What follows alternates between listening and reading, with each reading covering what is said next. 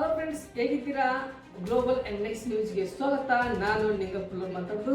ನೋಡಿ ಫ್ರೆಂಡ್ಸ್, ಪಶ್ಚಿಮ ಬಂಗಾಳದಲ್ಲಿ ನಡೆದಂಥ ಅಪ್ಡೇಟ್ಸ್ ಅಂದರೆ ಪಶ್ಚಿಮ ಬಂಗಾಳದಲ್ಲಿ ಸುವೇನ್ ಅಧಿಕಾರಿ ಪ್ರಮಾಣ ವಚನ ಸ್ವೀಕರಿಸಿದ ನಂತರ ಅಲ್ಲಿ ಕೆಲವೊಂದಿಷ್ಟು ಬದಲಾವಣೆಗಳು ನಡೆದಿವೆ. ಅಂದರೆ ಬಾಂಗ್ಲಾ ಗಡಿಯಲ್ಲಿ ಪಶ್ಚಿಮ ಬಂಗಾಳದಲ್ಲಿ ದೊಡ್ಡ ರಾಜಕೀಯ ಬದಲಾವಣೆ.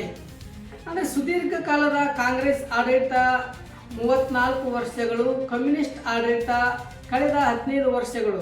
ಅಂದರೆ TMC ಮಮತಾ ಬ್ಯಾನರ್ಜಿ ಆಡಳಿತದ ಬಳಿಕ ಪಶ್ಚಿಮ ಬಂಗಾಳದಲ್ಲಿ ಬಿಜೆಪಿ ಅಧಿಕಾರಕ್ಕೆ ಬಂದಿದೆ. ಈ ಹಿಂದೆ ಮಮತಾ ಬ್ಯಾನರ್ಜಿ ಅವರ ಅತ್ಯಂತ ಆಪ್ತರಾಗಿದ್ದ ಸುವೇನ್ ಅಧಿಕಾರಿ ಈಗ ಬಂಗಾಳದ ನೂತನ ಸಿಎಂ ಮುಖ್ಯಮಂತ್ರಿಯಾಗಿ ಪ್ರಮಾಣ ವಚನ ಸ್ವೀಕರಿಸಿದ್ದಾರೆ. ರಾಷ್ಟ್ರೀಯ ಭದ್ರತೆ ಗಡಿ ನಿರ್ಧಾರಗಳು ಪಶ್ಚಿಮ ಬಂಗಾಳದಲ್ಲಿ ನೋಡುವುದಾದರೆ, ಸುವೇನ್ ಅಧಿಕಾರಿ ಸಿಎಂ ಆದ ಬೆನ್ನಲ್ಲೇ ಕೇವಲ ರಾಜ್ಯಕ್ಕೆ ಸೀಮಿತವಲ್ಲದೆ ಇಡೀ ದೇಶದ ಭದ್ರತೆಯ ಮೇಲೆ ಪರಿಣಾಮ ಬೀರುವ ಸಂಪೂರ್ಣ ನಿರ್ಧಾರಗಳನ್ನು ಕೈಗೊಂಡಿದ್ದಾರೆ. ಸಿಕ್ಕಿಂ ಸಂಪರ್ಕಿಸುವ 6 ರಿಂದ 7 ರಾಷ್ಟ್ರೀಯ ಹೆದ್ದಾರಿಗಳು NH ಸಂಪೂರ್ಣ ನಿಯಂತ್ರಣ ಕೇಂದ್ರ ಸರ್ಕಾರಕ್ಕೆ ಒಪ್ಪಿಸಿದ್ದಾರೆ. ಮತ್ತು ಅದಲ್ಲದೆ ಮಮತಾ ಬ್ಯಾನರ್ಜಿ ತಡೆ ಹಿಡಿದಿದ್ದ ಆಯುಷ್ಮಾನ್ ಭಾರತ ಯೋಜನೆ ಹಾಗೂ ಭಾರತೀಯ ನ್ಯಾಯ ಸಂಹಿತೆಯನ್ನು BNS ಜಾರಿಗೆ ತಂದಿದ್ದಾರೆ. ಬಾಂಗ್ಲಾ ಗಡಿಯಲ್ಲಿ ಬೇಲಿ ವಿವಾದಕ್ಕೆ ತೆರೆ. ಅಂದರೆ ಪಶ್ಚಿಮ ಬಂಗಾಳವು ಬಾಂಗ್ಲಾದೇಶದೊಂದಿಗೆ ಬರೋಬ್ಬರಿ 2717 ಕಿಲೋಮೀಟರ್ ಉದ್ದದ ಗಡಿಯನ್ನು ಹಂಚಿಕೊಂಡಿದೆ. ಇಲ್ಲಿಂದ ಆಕ್ರಮ ನುಸುಳುಕೋರರು ದೊಡ್ಡದಾಗಿ ಸಮಸ್ಯೆಯಾಗಿತ್ತು. ಈ ಗಡಿ ಸುಮಾರು 600 ಕಿಲೋಮೀಟರ್ ತಂತಿ ಬೇಲಿ ನಿರ್ಮಾಣವಾಗಿರಲಿಲ್ಲ. ಕೇಂದ್ರ ಸರ್ಕಾರ ಜಾಗ ಕೇಳಿದಾಗ ಹಿಂದಿನ TMC ಸರ್ಕಾರ ನಾನಾ ನೆಪಗಳನ್ನು ಹೇಳಿ ನಿರಾಕರಿಸಿತ್ತು.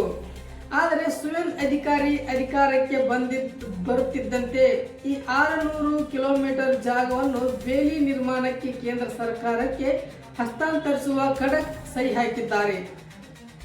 ಮತ್ತು ಚಿಕನ್ ನೆಕ್ಕಲ್ಲಿ ಬದಲಾವಣೆ ಹೇಳುವುದಾದರೆ, ಶಿಗ್ಲಿರಿ ಕಾರಿಡಾರ್ ಅಂತ ಮಹತ್ವ. ಇದು ಈಶಾನ್ಯ ಭಾರತದ 7 ರಾಜ್ಯಗಳನ್ನು 7 ಸಿಸ್ಟರ್ಸ್ ಅಸ್ಸಾಂ, ಅರುಣಾಚಲ್ ಪ್ರದೇಶ್, ಮಣಿಪುರ್, ಮೇಘಾಲಯ, ಮಿಜೋರಾಂ, ನಾಗಾಲ್ಯಾಂಡ್, ತ್ರಿಪುರ ಮತ್ತು ಸಿಕ್ಕಿಂ ಅನ್ನು ಉಳಿದ ಭಾರತದೊಂದಿಗೆ ಸಂಪರ್ಕಿಸುವ ಇರುವ ಏಕೈಕ ಮಾರ್ಗವೇ ಅದು ಚಿಕನ್ ನೆಕ್.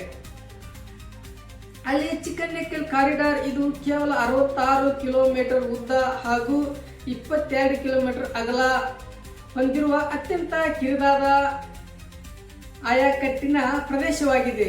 ಇದು ಭಾರತದ ಎಲ್ಲ ರೈಲ್ವೆ ಹೆದ್ದಾರಿ ಹಾಗೂ ತೈಲ ಪೈಪ್ಗಳನ್ನು ಇದರ ಮೂಲಕವೇ ಸಾಗಾಣಿಕೆ ಮಾಡಲಾಗುತ್ತಿತ್ತು. ಈ ಚಿಕನ್ ನೆಕ್ ಎಂಬುದು ನೋಡಿ, ಶತ್ರುಗಳು, ದೇಶಗಳು, ದುಷ್ಟ ಸಂಚು. ಅಂದರೆ ಈ ಕಾರಿಡಾರ್ ಅನ್ನು ಭಾರತದ ವೀಕ್ನೆಸ್ ಪಾಯಿಂಟ್ ಎಂದು ಪರಿಗಣಿಸಲಾಗುತ್ತಿತ್ತು. ಯುದ್ಧದ ಸಮಯದಲ್ಲಿ ಈ 22 ಕಿಲೋಮೀಟರ್ ಭಾಗವನ್ನು ಕಟ್ ಮಾಡಿದರೆ ಇಡೀ ಈಶಾನ್ಯ ಭಾರತವನ್ನು ಮುಖ್ಯ ಭೂಮಿಯಿಂದ ಪ್ರತ್ಯೇಕಗೊಳಿಸಬಹುದು ಎಂಬ ಚೀನಾ ಮತ್ತು ಬಾಂಗ್ಲಾದೇಶದ ದುಷ್ಟ ಯೋಜನೆಯಾಗಿದೆ. ಈಗಾಗಲೇ ಭಾರತ ದೇಶದ ಗಡಿ ಭಾಗದಲ್ಲಿ ಚೀನಾ ಏರ್ ಬೇಸ್ ನಿರ್ಮಿಸುತ್ತದೆ. ಮತ್ತೆ ಡೋಕ್ಲಾ ಸಂಘರ್ಷ ಸಮಯದಲ್ಲೂ ಈ ಚೀನಾ ಇದರ ಸಮಯವೇ ಕಣ್ಣಿಟ್ಟಿತ್ತು ಚೀನಾ. ಮತ್ತು ಮಿಲಿಟರಿ ಇನ್ಫ್ರಾಸ್ಟ್ರಕ್ಚರ್ಗಳು ನೋಡುವುದಾದರೆ 120 ಎಕರೆ ಹಸ್ತಾಂತರ. ಅಂದರೆ ಚೀನಾ ಮತ್ತು ಬಾಂಗ್ಲಾದೇಶದ ಬೆದರಿಕೆಯನ್ನು ಎದುರಿಸಲು ಭಾರತ ಈಗಾಗಲೇ ಇಲ್ಲಿ S-400 air base defence system ಯೋಜಿಸಿದೆ. ಈವರೆಗೆ ಭಾರತೀಯ ಸೇನೆಗೆ ದೊಡ್ಡ ಮಟ್ಟದ ಮೂಲಸೌಕರ್ಯ ಮತ್ತು ಮಿಲಿಟರಿ ಇನ್ಫ್ರಾಸ್ಟ್ರಕ್ಚರ್ ನಿರ್ಮಿಸಲು ಅವರಿಗೆ ಜಾಗ ಸಿಕ್ಕಿರಲಿಲ್ಲ. ಈಗ ಸಿಎಂ ಸುವೇನ್ ಅಧಿಕಾರಿ ಸುಮಾರು 120 ಎಕರೆ ಭೂಮಿಯನ್ನು BSF ಮತ್ತು ಮಿಲಿಟರಿಗೆ ಹಸ್ತಾಂತರಿಸಿದ್ದಾರೆ. ಇದರಿಂದಾಗಿ ಗಡಿ ಭಾಗದಲ್ಲಿ ಭಾರತೀಯ ಸೇನೆ ಕಂಪ್ಲೀಟ್ ಆಗಿ ಸನ್ನದ್ಧಗೊಳಿಸಲು ಮತ್ತು ಶತ್ರು ದೇಶಗಳಿಗೆ ಟಾಂಗ್ ಕೊಡಲು ಶತ್ರು ದೇಶಗಳು ಪ್ರತ್ಯುತ್ತರ ನೀಡಲು ಸಾಧ್ಯವಾಗುತ್ತದೆ ಎಂಬ ಮಾಹಿತಿ ಬರ್ತಾ ಇದೆ. ಈ ಚಿಕನ್ ನೆಕ್ ಮತ್ತು ಬಾಂಗ್ಲಾದೇಶದ ನಡುವಿನ ಹೆದ್ದಾರಿ ಎಷ್ಟು ವೀಕ್ನೆಸ್ ಆಗಿತ್ತು ಅಂದರೆ ಫಸ್ಟ್ ಬಿಫೋರ್ ಮಮತಾ ಬ್ಯಾನರ್ಜಿ ಸರ್ಕಾರದಲ್ಲಿ ಇದು ಅತ್ಯಂತ ವೀಕ್ನೆಸ್ ಪಾಯಿಂಟ್ ಎಂದು ಹೇಳಲಾಗಿತ್ತು. ಇವಾಗ ಸುವೇಂದ್ರ ಅಧಿಕಾರಿ ಬಂದ ತಕ್ಷಣ ಈ 24 ಪ್ರಾಮುಖ್ಯತೆ ಅಂಶಗಳನ್ನು ಕೇಂದ್ರ ಸರ್ಕಾರಕ್ಕೆ ಹಸ್ತಾಂತರಿಸಿದ್ದಾರೆ. ಈ ಹಸ್ತಾಂತರದಿಂದ ಬದಲಾವಣೆ ಮತ್ತು ರಾಷ್ಟ್ರ ಬದಲಾವಣೆ, ರಾಜ್ಯ ಬದಲಾವಣೆಗೆ ಮುಖ್ಯ ಪ್ರಾಮುಖ್ಯತೆಯನ್ನು ನೀಡಲಾಗುತ್ತದೆ ಎಂದು ವಿವರಿಸಲಾಗಿದೆ. ಫ್ರೆಂಡ್ಸ್, ನೋಡಿದ್ರಲ್ಲ ಇಷ್ಟೆಲ್ಲ ವಿಡಿಯೋ ಹೇಗಿತ್ತಂತ, ಪಶ್ಚಿಮ ಬಂಗಾಳದಲ್ಲಿ ನಡೆದಂಥ ಬದಲಾವಣೆಗಳು ಮತ್ತು ಮಮತಾ ಬ್ಯಾನರ್ಜಿ ಅವರ ಆಡಳಿತದಲ್ಲಿ ಇದ್ದಂಥ ಕಾನೂನುಗಳು ಮತ್ತು ಸುವೇಂದ್ರ ಅಧಿಕಾರಿ ಬಂದಂಥ ಇವಾಗ ನಡೆದಂಥ ಕಾನೂನುಗಳು ಬದಲಾವಣೆಗಳನ್ನು ನೋಡ್ತಾ ಹೋಗೋಣ.